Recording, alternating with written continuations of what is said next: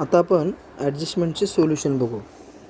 Adjustment number 1, stock on hand on 31 March 2010 was 35,000. याचा अर्थ असा आहे की वर्षाच्या शेवटी क्लोजिंग स्टॉक जे राहिलेले आहेत ते 35,000चे आहेत.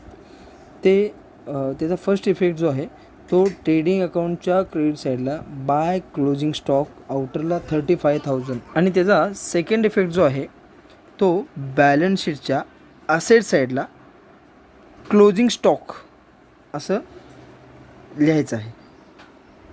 अमाऊंट आउटर लिहिणार 35,000.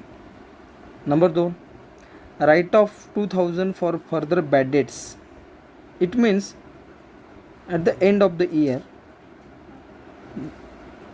₹2,000 were bad debts which is not recoverable. म्हणजे 2,000 रुपये जे आहेत ते बुडलेलेच आहेत. मग रक्कम बुडली म्हणजे एकूण येणं होतं आपल्याला टोटल किती होतं बघा. डेटर्स होते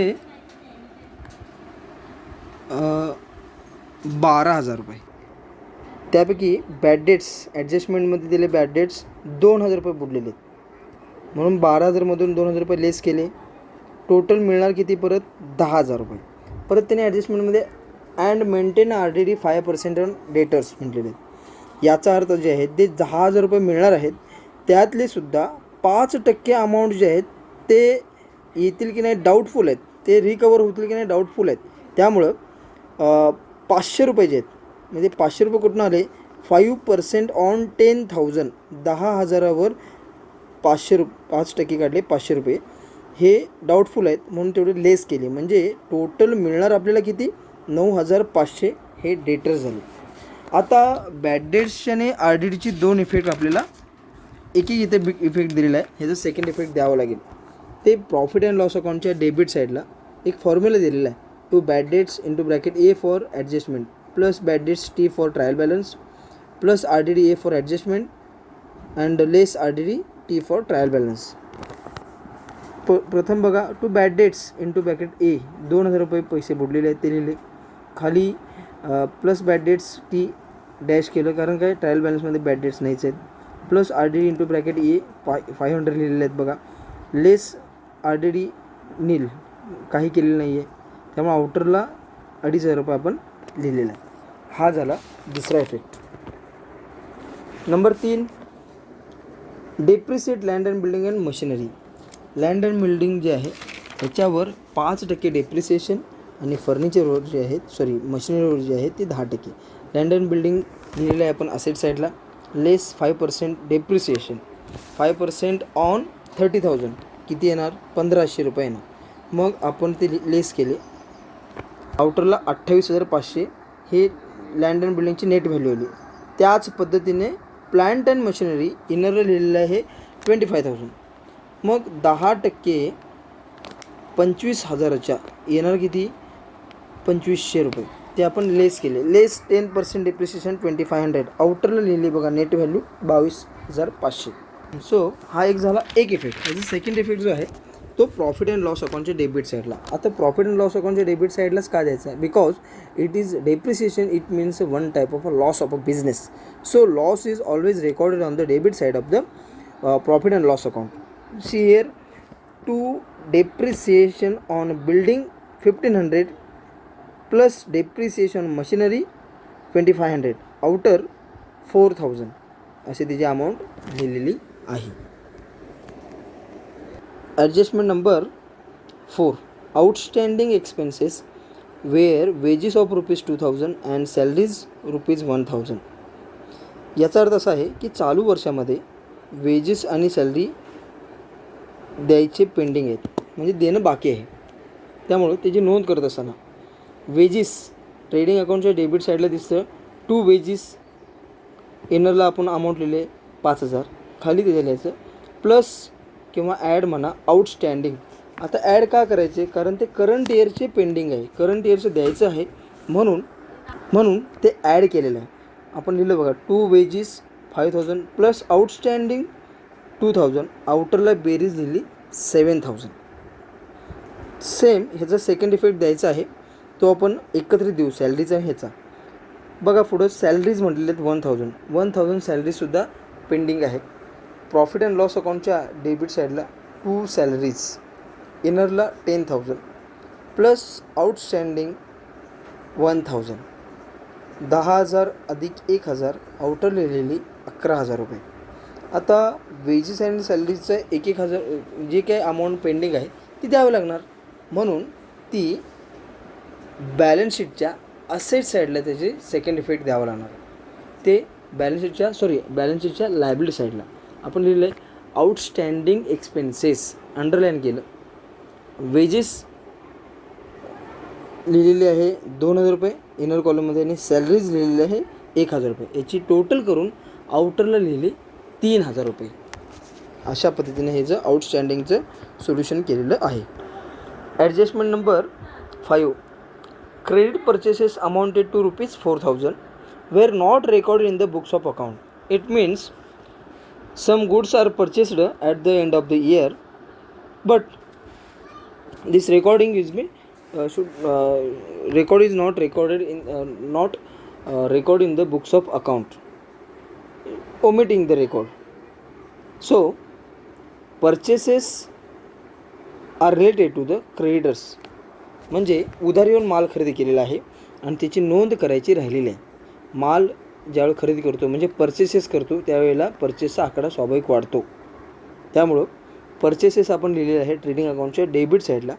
टू परचेसेस, इनरला लिहिलं 30,000 रुपये, खाली लिहा ॲड अनरेकॉर्डेड परचेसेस 4,000 असं लिहिलं बघा. आउटरला या दोघांची बेरीज लिहिली 34,000. आता परचेसेसचा संबंध जो आहे तो क्रेडिटर्सचे आहे. म्हणजे काय, ज्या वेळेला आपण माल खरेदी करतो त्यावेळेला आपलं व्यवसायाचं देणं वाढतं, increasing the creditors or increasing the liabilities of the business. So it should be must be added in the creditors. On the liability side, creditors inner column 21,000, below add creditors for unrecorded purchases, inner 4,000 and outer a total 25,000. This is a very important adjustment. And adjustment number 6, provide interest on partners capital. Partners capital जे आहेत त्या partners capital ज्यांनी investment केलेलं आहे त्यांना interest द्यावं लागणार आहे. त्या व्यवसायाच्या दृष्टिकोनातून खर्च आहे आणि पार्टनर्सच्या दृष्टिकोनातून उत्पन्न आहे. फर्स्ट इफेक्ट जो आहे तो पार्टनर्स कॅपिटल अकाउंटच्या क्रेडिट साईडला bye interest on capital into bracket किती टक्के सांगितलं त्यांनी 5% सांगितलेलं आहे. पहिल्याचं कॅपिटल आहे 40,000, दुसऱ्याचं कॅपिटल आहे 30,000. त्यामुळे त्यांना इंटरेस्ट ऑन कॅपिटल देत असताना पहिल्याला 40,000वर 5% द्यायचं म्हणजे 20,000 येणार, 2,000 येणार. दुसरा जो आहे सुधीर त्याचं कॅपिटल आहे 30,000, त्याला 5% दिल्यावर 1,500 रुपये हे त्याला द्यावं लागणार आहे. त्यांच्या दृष्टिकोनातून ही क्रेडिटलेस का नोंद केलेली आहे याचं कारण असं आहे की पार्टनर्सचे कॅपिटल वाढणार आहेत कारण त्यांना व्याज मिळालेलं आहे, त्यामुळे त्यांचं कॅपिटल वाढणार म्हणून ते क्रेडिट लिहिलेलं आहे. याचा सेकंड इफेक्ट जो आहे तो प्रॉफिट अँड लॉस अकाउंटच्या डेबिट साईडला लिहावं लागणार आहे. why recorded in the debit side of the profit and loss account? Because interest on capital is the expenses related adjustment, so it's recorded on the profit and loss account debit side to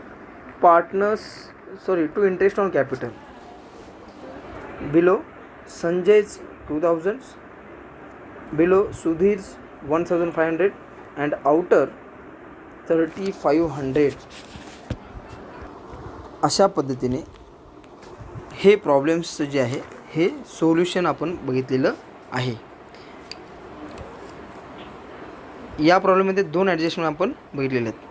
आता या प्रॉब्लेम्समधलं शेवटचा step असतो म्हणजे ते accounts close करणे. प्रथमतः trading account close करावं लागेल. ट्रेडिंग अकाउंटची डेबिट बेरीज मोठी येते का क्रेडिट बेरीज मोठी येते ती बघायची. जी बेरीज मोठी येते तीच बेरीज दोन्ही साईडला लिहायची. आत्ताच्या प्रॉब्लेममध्ये ट्रेडिंग अकाउंटची क्रेडिट बेरीज मोठी आहे, ती बेरीज आहे 1,05,000. Same recorded on the debit side, 1,05,000. In the 1,05,000 subtracted above figures, वरचे जेवढे काय फिगर्स आहेत ते सर्व लेस करावं लागेल.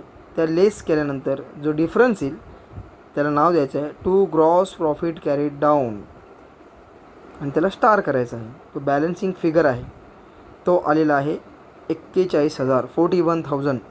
याचा अर्थ असा आहे की 41,000 is the gross profit during the year. Next ज्या वेळेला तुमचं ट्रेडिंग अकाउंट क्लोज होतं त्याचं पुढचं स्टेप्स असतं ते म्हणजे प्रॉफिट अँड लॉस अकाउंट. आता ग्रॉस प्रॉफिट जो आहे तो ग्रॉस प्रॉफिट आलेला असतो तो प्रॉफिट अँड लॉस अकाउंटला ट्रान्सफर करावा लागतो.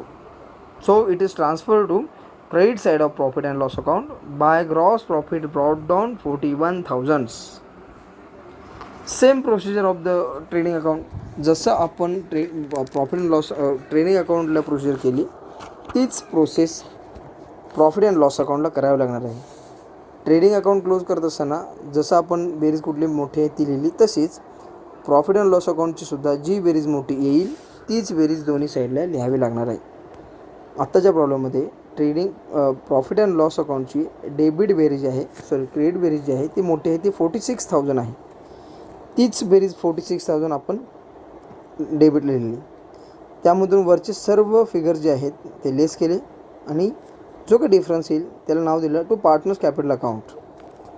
म्हणजे प्रॉफिट जो झालेला आहे तो प्रॉफिट पार्टनर्स कॅपिटल अकाउंटला ट्रान्सफर करावा लागणार आहे. तो आलेला आहे टोटल प्रॉफिट 10,000. आता 10,000 प्रॉफिट जो आहे तो 2 पार्टनर्समध्ये डिस्ट्रीब्यूट करायचं आहे. हे प्रॉब्लेममध्ये सांगितलेलं आहे बघा टॉपला. ट्रायल बॅलन्सच्यावर प्रॉब्लेममध्ये ट्रायल बॅलन्सच्यावर दिलेलं आहे बघा. Sanjay and Sudhir are partner sharing profit and losses in the ratio 3:2. 3:2 याचा अर्थ 3:2 हे गुणोत्तर प्रमाण आहे त्यांचं. त्या प्रमाणात हे प्रॉफिट डिस्ट्रीब्यूट करायचं आहे. ते देऊन 6,000 आणि 4,000 रुपये त्यांचं प्रॉफिट येतं. सो ट्रेडिंग अकाउंट क्लोज केल्यानंतर profit and loss account close करा. Profit and loss account close केल्यानंतर ते काय प्रॉफिट येईल तो प्रॉफिट कॅपिटल अकाउंटच्या क्रेडिट साईडला ट्रान्सफर केलेला आहे बघा. बाय P&L अकाउंट किंवा by profit and loss account profit transferred असं लिहिलेलं आहे. आणि मग त्या पार्टनर्सच्या कॉलममध्ये आपण अमाऊंट लिहिलेलं आहे 6,000 अँड 4,000. सेम जसं ट्रेडिंग अकाउंट क्लोज केलं P&L अकाउंट क्लोज केलं तसंच कॅपिटल अकाउंट क्लोज करायचं आहे. कॅपिटल अकाउंटची क्रेडिट बेरीज दोन्ही कॉलममधली मोठी येते. संजयची 48,000 तीच डेबिट लिहिलेली 48,000. सेम सुधीरची 35,500 मोठी आली तीच 35,500 लिहिली. त्यातनं वरचे 2 फिगर ड्रॉइंग्स जे आहेत ते लेस केले आणि वर्षाच्या शेवटी कॅपिटल राहिलं ती त्याला नाव हटलं आपण टू बॅलन्स कॅरीड फॉरवर्ड. त्याला स्टार करायचं. टू बॅलन्स कॅरीड फॉरवर्ड केलं आपण. पहिलं कॉलमचं येतं 46,000, दुसऱ्या कॉलमचं येतं 32,500. आता जे राहिलेलं कॅपिटल जे आहे हे कॅपिटल बॅलन्स शीटच्या लायबिलिटी साईडला ट्रान्सफर करावं लागतं. मी तिथे एक ॲरो काढून दाखवलेला आहे तुम्हाला. पार्टनर्स कॅपिटल अकाउंट असं लिहायचं. अंडरलाईन संजयज 46,000, सुधीर्स 32,500. ह्यांची दोघांची बेरीज आउटर लिहिला तरी चालू शकते किंवा सिंगल लिहून आउटर लिहिला तरी चालू शकतो. आउटरला बेरीज लिहिली 78,500. आणि मग सगळ्यात शेवटी बॅलन्स शीटची असेट साईडची बेरीज आणि लायबिलिटी साईडची बेरीज ही समान यायला पाहिजे. समान आली तर टॅली होऊ शकेल. टॅली झालं नाही तर समजायचं की आपला प्रॉब्लेम चुकलेला आहे.